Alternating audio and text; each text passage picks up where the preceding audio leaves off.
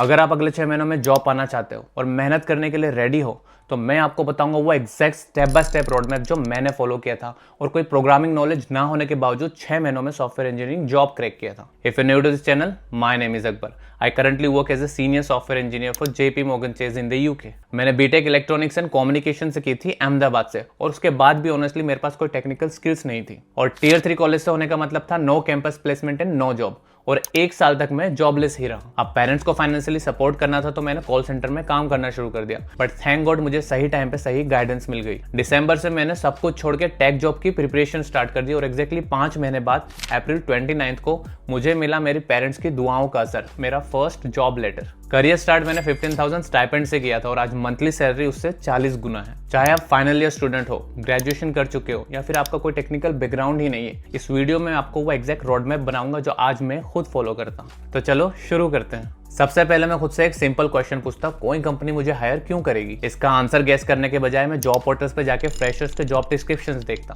और देखता कि कंपनीज को एक्चुअली चाहिए क्या, और लगभग हर जॉब डिस्क्रिप्शन का आंसर सेम होता है: technical skills, problem solving ability, soft skills, experience और projects and degree. Now degrees आजकल मैंडेटरी नहीं है, बट रियलिटी है कि 70% जॉब डिस्क्रिप्शन में बीटेक या BSc इन कंप्यूटर साइंस या रिलेटेड फील्ड लिखा होता है। तो अगर आपके पास कोई डिग्री है तो बहुत बढ़िया रहेगा। नाउ प्रॉब्लम सॉल्विंग स्किल्स और सॉफ्ट स्किल्स तो हर फील्ड में सेम है, जैसे AI ML, software development, cyber security, data science, तो इसके लिए सेम प्रिपरेशन चाहिए। एक्सपीरियंस और प्रोजेक्ट्स के बारे में हम आगे डिटेल में देखेंगे कि कैसे आप यहाँ पे स्टैंड आउट कर सकते हो। और टेक्निकल स्किल्स में कुछ चीजें कॉमन रहेगी, जैसे प्रोग्रामिंग या AI स्किल्स, और बाकी कुछ फील्ड स्पेसिफिक स्किल्स आपको सीखनी पड़ेगी। नाउ AI टूल्स में फ्लुएंसी बहुत इंपॉर्टेंट है, क्योंकि ये आपकी प्रोडक्टिविटी को नेक्स्ट लेवल तक ले जाता है। लेकिन एक रियलिटी ये भी है कि AI जिस स्पीड से आजकल आगे बढ़ रहा है, सिर्फ ऊपर ऊपर की नॉलेज काफी नहीं है। अगर आपको लॉन्ग टर्म गेम जीतना है तो सिर्फ AI का यूज नहीं, उसे समझना भी पड़ेगा, और यहीं पे मैक्सिमम लोग पीछे रह जाते हैं। हम सोचते हैं प्रॉम्प्ट अच्छा लिख दो और काम हो जाएगा, पर रियल वर्ल्ड में कंपनीज उन इंजीनियर्स को वैल्यू देती है जो machine learning, deep learning, generative AI को समझने की कैपेबिलिटी रखते हो। इसलिए अगर आप टेक में करियर बनाना चाहते हो तो एक स्ट्रक्चर्ड AI फाउंडेशन बहुत जरूरी है। बट प्रॉब्लम यह है कि इसकी लर्निंग कैसे करें।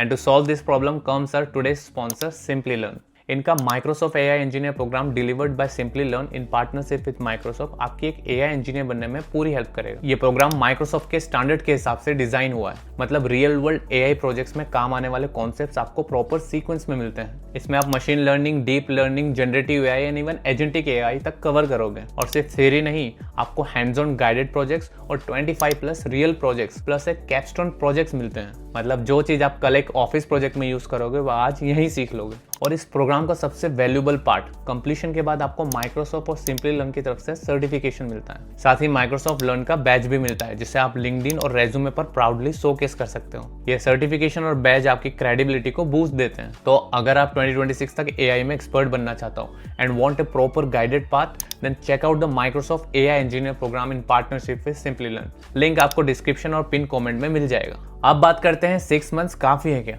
आप कितनी जल्दी जॉब रेडी हो सकते हो, ये 3 चीजों पर डिपेंड करता है। नंबर 1 इज आपका करंट स्किल लेवल, जितना आपको ऑलरेडी आता है उतना कम टाइम लगेगा। नंबर 2 इज आप डेली कितना टाइम दे सकते हो। मेरे स्ट्रगलिंग डेज में मैं 10 से 12 घंटे देता था। अब इतना जरूरी नहीं है, बट आई वुड एडवाइस कि आप एटलीस्ट 6 आवर्स पर डे दो, 3 सुबह में और 3 शाम को। लाइफ में कभी कभी ऐसा टाइम आता है जब आपको बहुत मेहनत करनी पड़ती है। मेरे लिए वो 10 साल पहले था और आपके लिए वो आज है। अभी सही से मेहनत कर ली तो वो दिन दूर नहीं जब आपके सब सपने आप पूरे कर सकोगे। And number 3 is learning speed. अब हर कोई सेम स्पीड में नहीं सीखता, कुछ लोग थोड़ा जल्दी सीख जाते हैं और कुछ लोगों को ज्यादा मेहनत करनी पड़ती है। आप 6 महीने इतना भी टाइम नहीं है कि हर एक स्किल में आप प्रो बन जाओ।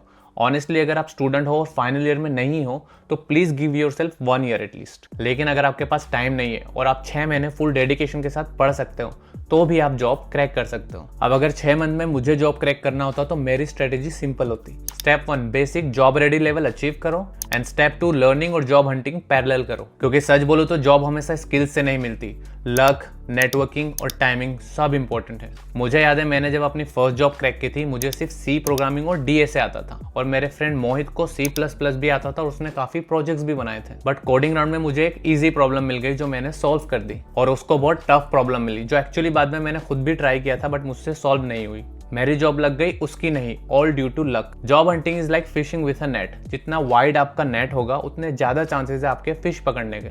इसलिए आप जितने ज़्यादा जॉब पोर्टल्स में जॉब अप्लाई करोगे, कोल्ड ईमेल्स भेजोगे, एचआर फाउंडर्स को डीएम करोगे और गिटहब या लिंक्डइन पे अपना काम शोकेस करोगे, उतने ही जॉब मिलने के चांसेस आपके बढ़ जाएंगे। मार्केट अभी कॉम्पिटिटिव है और आप एक भी चांसेस मिस नहीं कर सकते। स्ट्रेटजी समझ गए तो आप रोड मैप स्टार्ट करते हैं। I tell you exactly what to do in the next 6 months. Month 1 is programming and basic DSA. इस मंथ का गोल है आप कोड लिख सको और उसे समझ सको। सबसे पहले आपको एक प्रोग्रामिंग लैंग्वेज चूज करना है। पाइथन, जावा, C++, जावास्क्रिप्ट कोई भी चलेगी। अगर आपकी कोई प्रेफरेंस नहीं है तो आप पाइथन पिक कर लो। Don't waste time on it, just pick one and commit to it for the next 6 months. उसके बाद आपको इस लैंग्वेज के फंडामेंटल्स मास्टर करना है, जैसे variables, loops, conditions, functions, arrays, strings, basic ऊप। ये सब सीखने का बेस्ट तरीका है आप 20% टाइम थ्योरी पढ़ो और 80% टाइम प्रोग्राम लिखो। स्टेप 3 है लीड कोड स्टार्ट करना। लीड कोड पे अकाउंट बनाओ और इजी लेवल की 30 से 40 प्रॉब्लम सॉल्व करो।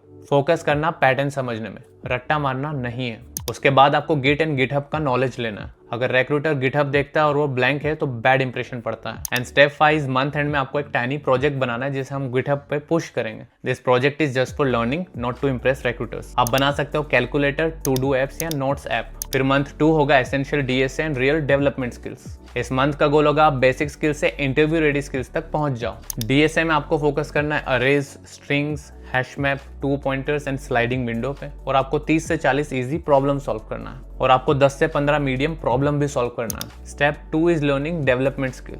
आप फ्रेमवर्क सीख सकते हैं जैसे रिएक्ट या स्प्रिंग बूट और आपको एपीआई और डेटाबेस के साथ काम करना सीखना है। Step 3 is building a mini project. Make something that seems simple but has real logic, जैसे personal expense tracker, portfolio site with animation, notes app with search and movie finder using external API. Month 3 होगा core DSA, real projects and resume prep. इस month का goal है interview वर्दी बनना। आपको DSA में सीखना है linked list, stack, queue, tree basics, recursion and graph. और आपको मंथ 3 में 40 से 50 LeetCode medium problem solve करना है। Step 2 is building two solid real world projects. अब आपको पहले से बेटर प्रोजेक्ट्स बनाना है। Example e commerce with mini backend, real time chat app, full stack task manager. Step 3 रहेगा आपकी रेज्यूमे को ऑप्टिमाइज करना, क्योंकि अगर रेज्यूमे ही वीक हुआ तो आपको कोई इंटरव्यू नहीं मिलेगा। अगर आपको एक डेडिकेटेड रेज्यूमे वीडियो चाहिए तो just comment below and I will prioritize it. Month 4 is profile building and applying. इस मंथ का गोल है कि इंटरव्यू कॉल्स आने लग जाए। Step 1 is LinkedIn optimization. आपका banner, profile picture, about section, skills and projects update करो।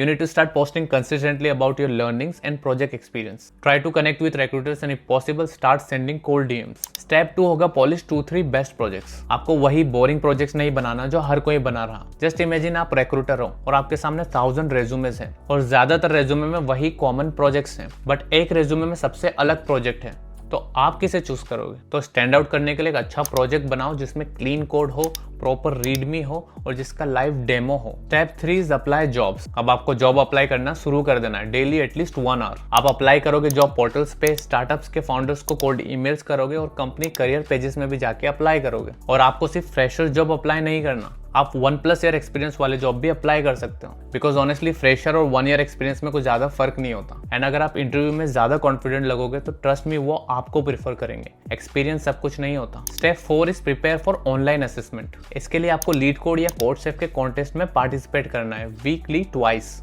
इससे आपको टाइम प्रेशर में कोड लिखने की प्रैक्टिस होगी।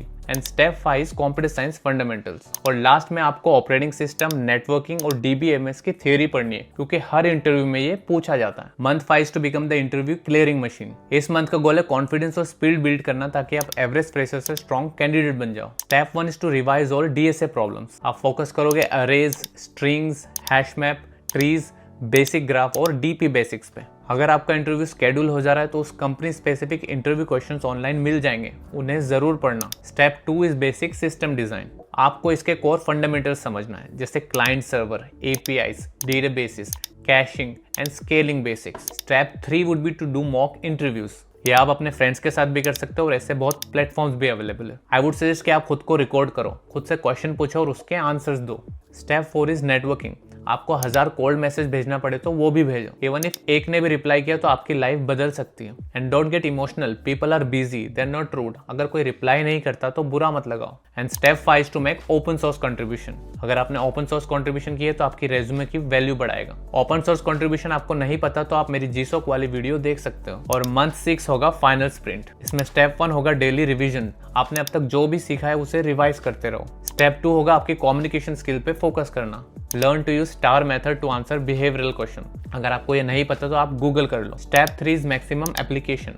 अब आपको 1 घंटे नहीं, रोज 2 घंटे जॉब अप्लाई करना। Step 4 is prepare project explanation, क्योंकि इंटरव्यू में ज्यादातर क्वेश्चन आपके प्रोजेक्ट के बारे में होंगे, जैसे why this tech, what problem did you solve, biggest challenge, what would you improve. तो make sure you are prepared for them. And step 5 is accept and learn. देखो आपके पहले कुछ इंटरव्यू बहुत खराब जाएंगे एंड दैट इज नॉर्मल।